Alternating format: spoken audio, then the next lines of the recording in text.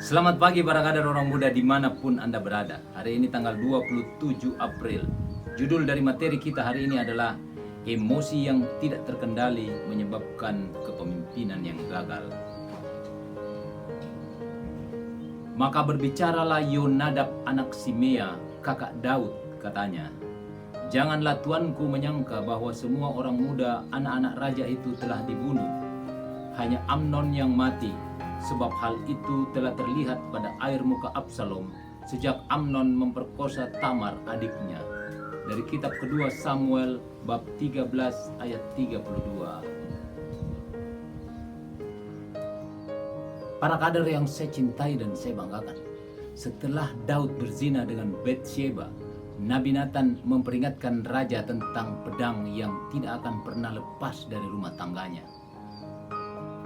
Dan Daud sejak saat itu tidak pernah lepas dari masalah rumah tangganya. Tidak ada orang yang bisa melihat hal ini lebih jelas daripada Absalom anak Daud. Ketika Amnon memperkosa adik Absalom yang bernama Tamar dan Daud tidak melakukan apa-apa, Absalom menjadi sangat marah. Setelah gagal mencoba berbicara dengan ayahnya, Absalom memutuskan untuk mencari perhatian semua orang. Dia membalas dendam Tamar dengan membunuh Amnon, saudara tirinya. Karena kejahatannya inilah ayahnya mengusirnya. Setelah dia diperbolehkan kembali ke rumah, Absalom marah kepada Jenderal Yoab dan membakar ladangnya. Apapun yang dia lakukan, dia tidak bisa mendapat perhatian ayahnya yang sangat dia inginkan. Jadi dia menggunakan hasratnya untuk mengambil alih kepemimpinan ayahnya. Pada akhirnya Absalom meninggal karena pemimpin yang tidak dapat mengendalikan emosinya akan hancur. Para kader yang saya cintai dan saya banggakan, hari ini kita masih belajar tentang emosi.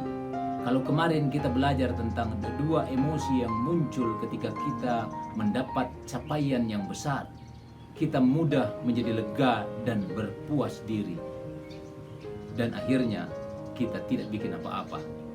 Kita duduk diam dan tidak bisa beradaptasi dengan masa transisi di mana kita sudah bisa mencapai titik aman yang pertama atau yang selanjutnya. Hari ini kita belajar tentang emosi yang tidak bisa dikendalikan. Pelajaran bagi Absalom di awalnya tidak dapat dia kendalikan.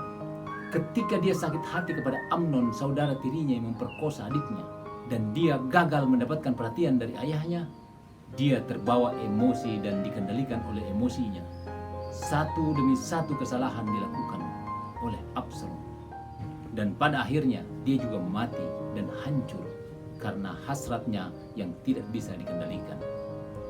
Saudara-saudara, emosi seorang pemimpin harus dapat dikendalikan. Jika tidak, dia akan hancur oleh emosinya sendiri. Daud mengalami hal yang sama ketika dia tidak bisa mengendalikan hasrat dan emosi. Dan Nabi Nathan memperingatkan kepada dia bahwa pedang tidak akan lepas dari keturunannya.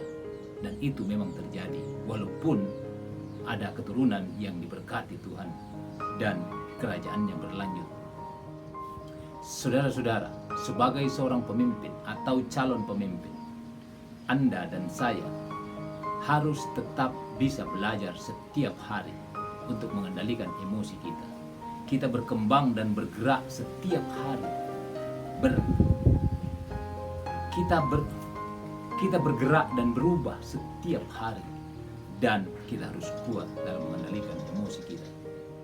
Para kader, seringkali orang jatuh bukan karena batu besar, tapi karena kerikil yang kecil. Hati-hati dengan hal-hal yang kecil.